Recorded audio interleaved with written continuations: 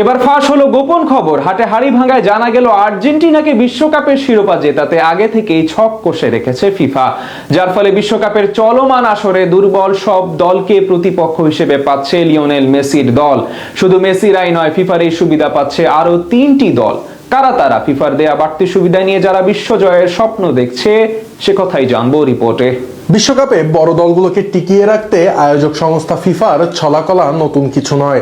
যেখানে বিশ্ব ফুটবলের পরাশক্তিদের যথাসম্ভব লম্বা সময় ধরে টিকিয়ে রাখতে নতুন নতুন ফন্ডি আটে ফিফা, ঠিক তেমনি এবারের বিশ্বকাপের আগেও রাঘব বোয়ালদের সুবিধা দিতে সূক্ষ্ম এক নিয়ম আনে বিশ্ব ফুটবলের সর্বোচ্চ এই নিয়ন্ত্রক সংস্থা।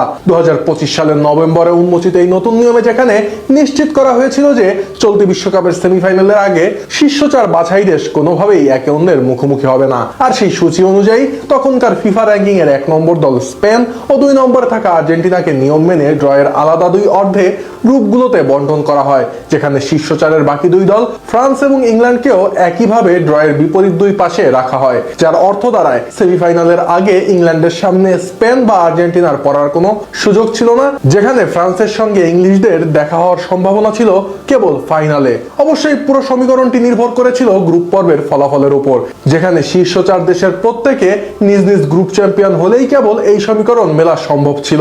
আর মাঠের লড়াইয়ে চলমান বিশ্বকাপে ঠিক তেমনটাই ঘটেছে, যেখানে বিশ্ব ফুটবলের এই 4 পরাশক্তি গ্রুপ চ্যাম্পিয়ন হয়ে কোয়ার্টার ফাইনালে পা রেখেছে, যেখানে তারা একে অপরের মুখোমুখি না হয়ে লড়ছে ভিন্ন 4টি প্রতিপক্ষের বিরুদ্ধে।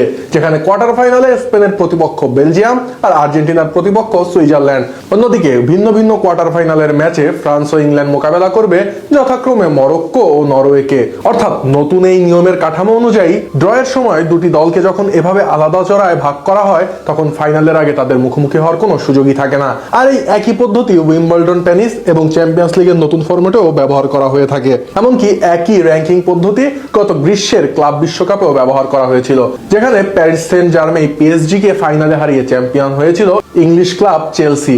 উল্লেখ্য যে নকআউটের শুরুর রাউন্ডগুলোতেই যেন শীর্ষ দলগুলো একে অপরের মুখোমুখি হয়ে বাদ না পড়ে, এমন লক্ষ্যেই ফিফা এমন উদ্যোগ নিয়েছে বলে মনে করা হয়, যার পিছনে লুকিয়ে আছে বাণিজ্যিক ফায়দা।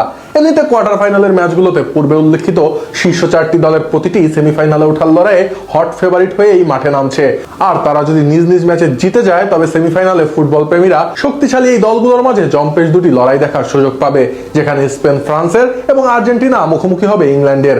অবশ্য বড় দলগুলোর প্রতি ফিফা সবসময় একটু বাড়তি সুবিধা দেয়, এমন অপবাদ নতুন কিছু নয়, কেননা এরই মধ্যে শেষ 16 ম্যাচে লিওনেল স্কালোনির আর্জেন্টিনার বিপক্ষে রেফারি ফ্রাঁসোয়া লেতেক্সিয়েরের বিতর্কিত ম্যাচ পরিচালনার বিরুদ্ধে ফিফার কাছে ইতোমধ্যেই নালিশ জানিয়েছে মিশর। সে ম্যাচে আলবিসেলেস্তারা মাত্র 14 মিনিটের ব্যবধানে অবিশ্বাস্যভাবে 3 গোল ফিরিয়ে দিয়ে ম্যাচ জিতে কোয়ার্টার ফাইনাল নিশ্চিত করলে প্রতিযোগিতা থেকে ছিটকে যায় দা ফারাও খ্যাত মিশর।